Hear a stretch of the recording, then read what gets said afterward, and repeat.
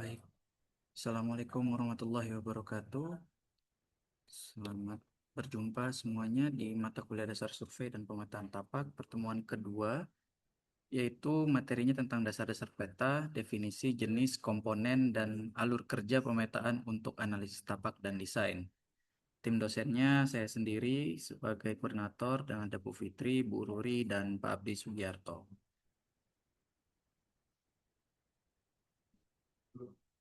Baik, minggu lalu kita sudah berbicara tentang pengantar dasar survei dan pemetaan ya. Yang kita bahas adalah survei bukan sekedar angka, tapi dasar dari keputusan desain yang terinformasi dengan baik. Presisi di awal menentukan keberhasilan konstruksi di akhir, lalu prinsip whole to part adalah kunci akurasi dan konsistensi sistem. Dan kemarin kita ada tugas untuk mengamati satu area di kampus ya.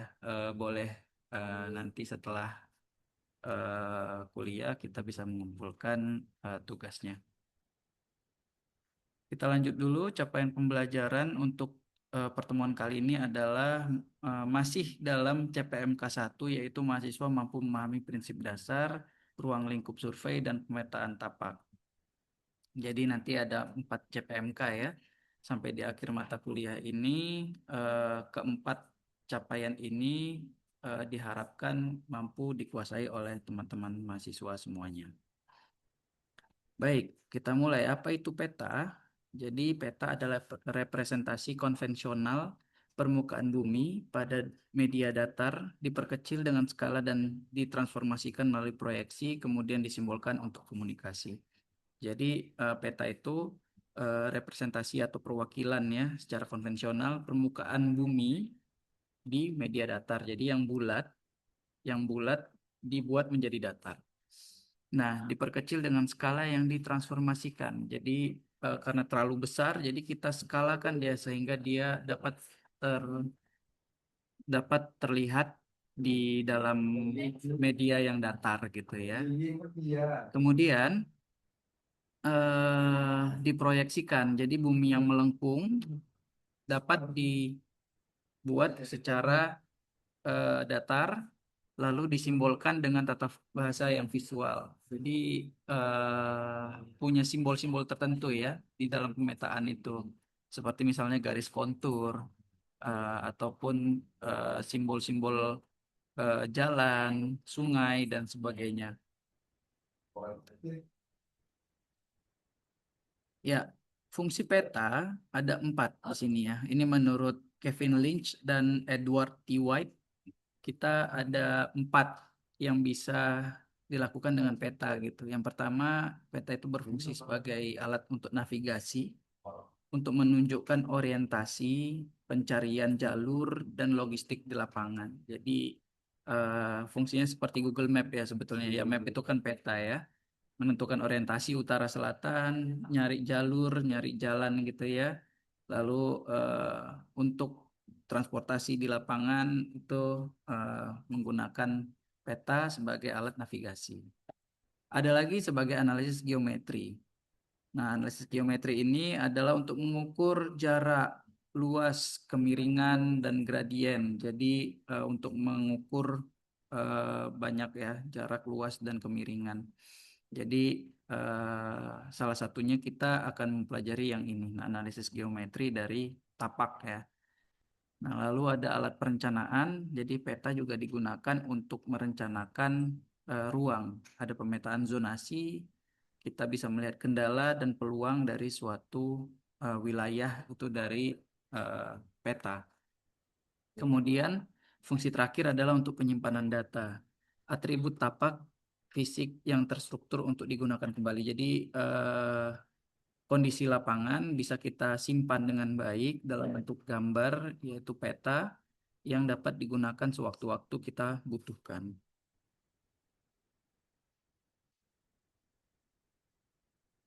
Selanjutnya ada klasifikasi peta berdasarkan skala. Peta berdasarkan skala kita bagi menjadi ada 3 ya. Ada skalanya yang kadastral, ada large scale, ada medium and small scale gitu ya. Nah, Biasanya peta kadastral itu adalah yang angkanya paling kecil gitu ya. Large itu artinya angkanya semakin membesar, gitu ya.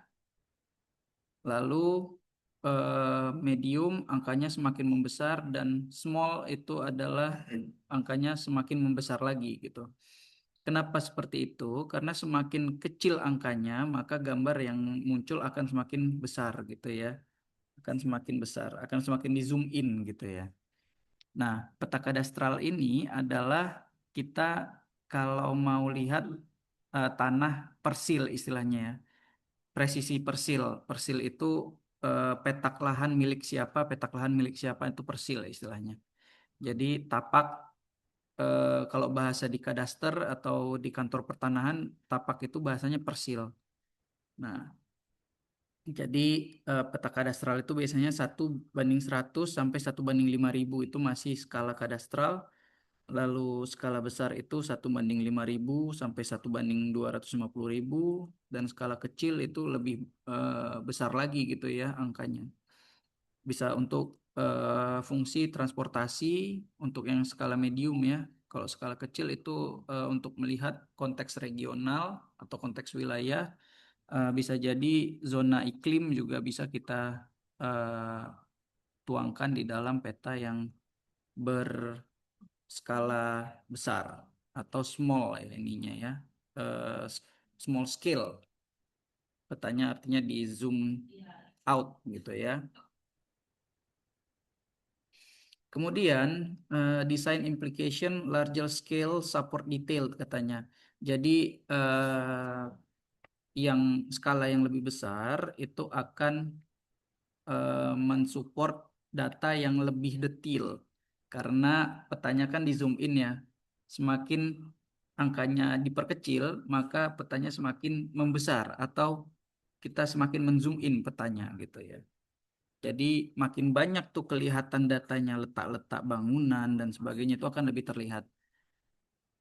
Ketika kita zoom out dia, maka petanya tidak akan terlalu detail gitu ya. Dia akan menjadi general, lebih lebih nampak ke wilayah dan jalan hanya jalan-jalan, lalu hanya sungai, hutan dan sebagainya.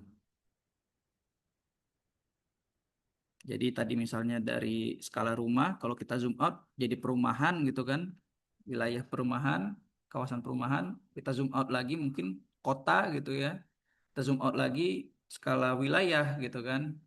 Nah, jadi itu klasifikasi peta berdasarkan skalanya. Kemudian ada klasifikasi peta berdasarkan isi, artinya ini tematik gitu ya, peta tematik. Jadi biasanya berdasarkan isi itu kita bagi ada peta umum, ada peta tematik. Peta umum topografi, dia ada peta medan, peta kontur, hidrografi, dan kawasan terbangun. Jadi topografi itu adalah muka lahan ya, muka lahan, landform. Dia ada informasi konturnya, mana bukit, mana lembah gitu ya, itu terlihat di peta umum ini, topografi. Kontur, hidrografi itu jelas bagaimana aliran air itu bisa digambarkan di peta topografi gitu ya.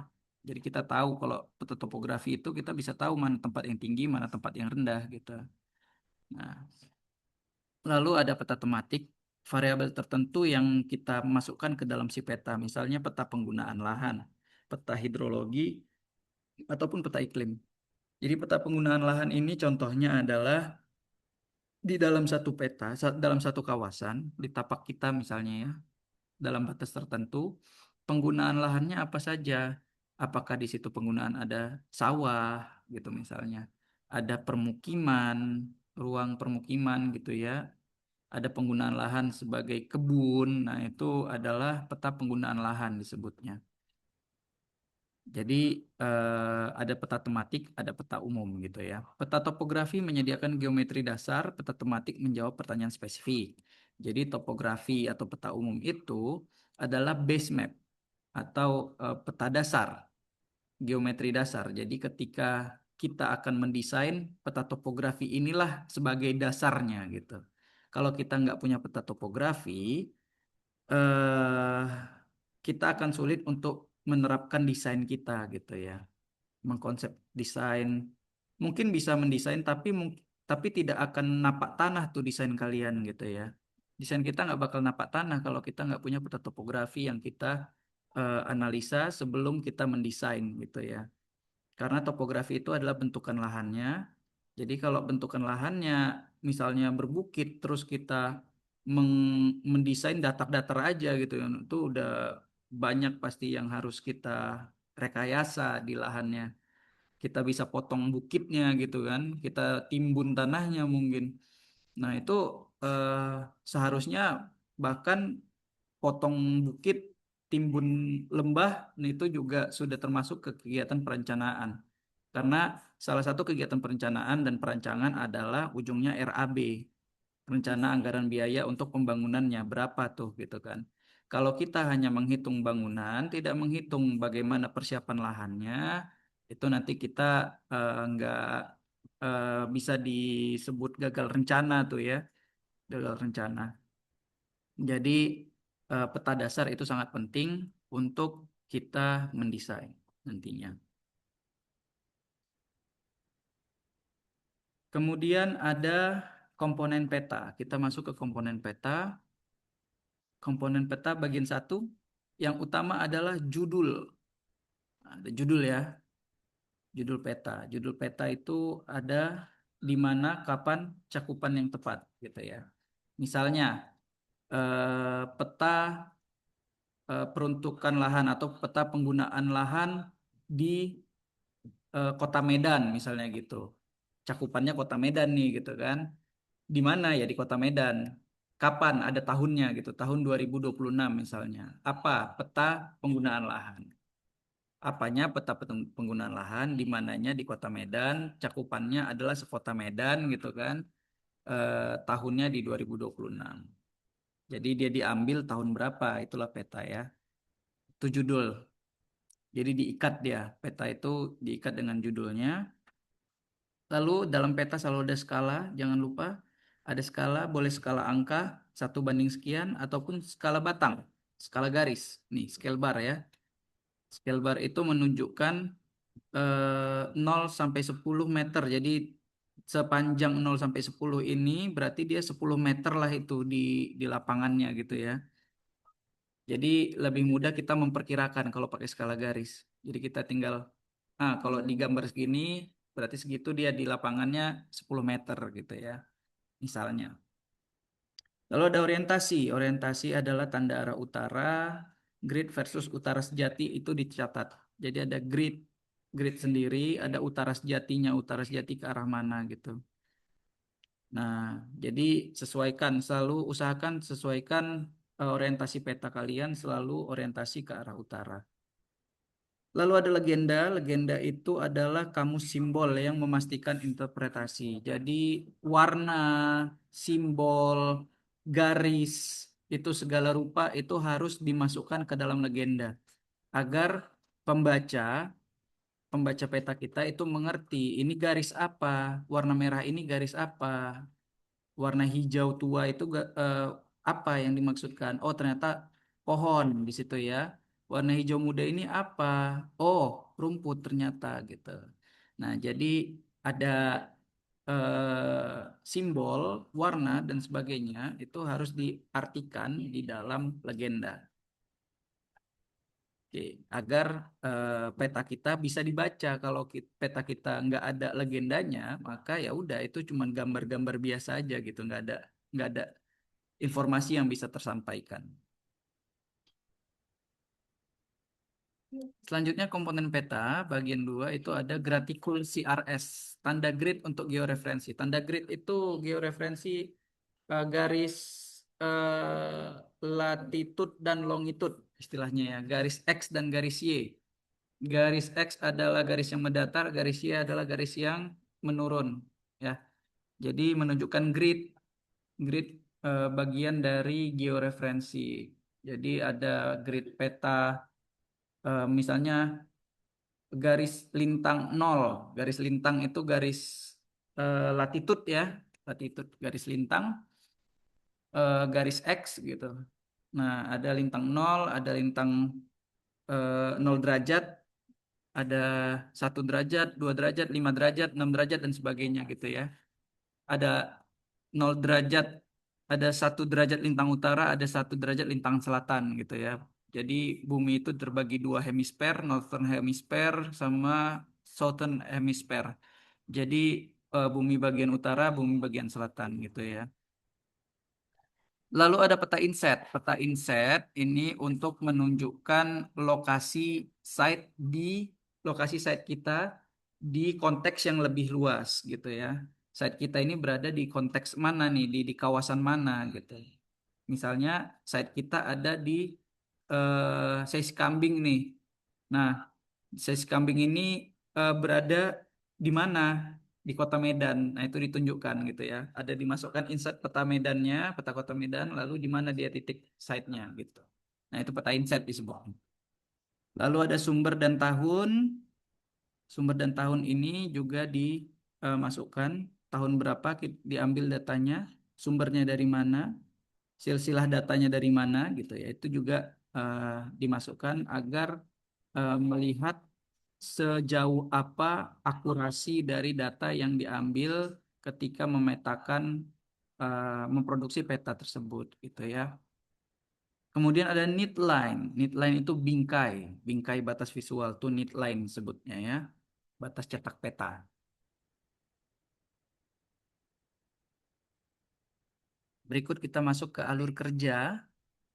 Nah, alur kerja pemetaan itu ada persiapan dan akuisisi. Nah, perencanaan. Jadi alur kerjanya persiapan perencanaan itu kita harus menentukan cakupannya, coverage pekerjaannya sampai di mana, kita mau akurasinya sampai di mana, lalu kontrolnya sampai di mana, alatnya menggunakan apa. Nah, ketika kita melihat cakupannya, oh ternyata cakupannya hanya site untuk eh, yang mau kita ukur adalah site ukuran 1 hektar. Lalu yang mau diukur adalah topografinya, konturnya gitu ya. Terus mau konturnya akurasinya tinggi. Oh, berarti kita pakai alat, kita tentukan misalnya kita pakai theodolite atau total station biar kerjaan kita cepat misalnya. Nah, itu eh, dan lebih akurat memproduksi konturnya gitu kan. Itu bisa. Terus oh ternyata lahannya lebih besar nih, 20 hektar. Oh, akurasinya nggak perlu akurat-akurat kali. Kita cuma mau lihat tutupan lahannya apa aja. Oke, kita pakai drone aja, kita terbangin gitu. Kita lihat kondisi lahannya, peruntukan lahannya untuk apa gitu ya. Nah, lalu setelah itu baru kita akuisisi pekerjaannya, kita mulai gitu ya. Nah, ketika kita sudah dari pengambilan data, baru kita proses pekerjaannya di studio gitu kan. Kita hitung XYZ misalnya kalau untuk pakai teodolit kita bisa pakai hitung XYZ-nya. Sumbu X itu adalah timur barat, Y itu adalah utara selatan, Z itu adalah tinggi atas dan bawah gitu itu Z ya. Nah, kita buat pelabelannya, simbologinya dan sebagainya, lalu outputnya adalah bisa peta PDF, peta CAD ataupun peta paket GIS atau Geographical Information System gitu ya.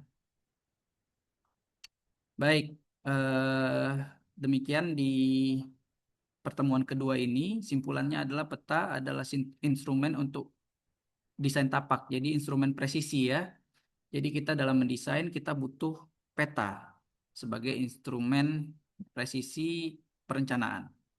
Nah, keandalannya bergantung pada komponen yang ketat dan metode akuisisi yang tepat. Jadi ketika pengambilan data itu eh, harus tepat untuk mempengaruhi presisinya desain kita nantinya. Nah, tindakan audit peta proyek itu ada verifikasi skala, proyeksi, legenda, sumber, dan kesesuaiannya untuk pengambilan keputusan desain. Nah, jadi peta kita ketika kita mensurvei, kita harus benar-benar merencanakan surveinya. Kita harus tahu kita mau seakurat apa, kita harus mengambil data apa, kita harus memahami dulu cara pengambilannya, akurasinya, lalu kita mau pakai alat apa. Cara penggunaan alatnya juga kita harus mengerti gitu ya, agar data yang kita ambil itu dapat kita olah menjadi sesuatu yang bisa berguna untuk desain kita nantinya. Demikian pertemuan kali ini, diskusi. Ini saya kasih soal diskusi ya. Menurut teman-teman semua dari yang tadi saya jelaskan, kira-kira apa yang stage yang paling sulit dalam eh, mensurvei dan membuat peta? Boleh kita diskusikan di grup WhatsApp-nya ya. Silakan diaktifkan grup WhatsApp-nya. Terima kasih semuanya. Assalamualaikum warahmatullahi wabarakatuh.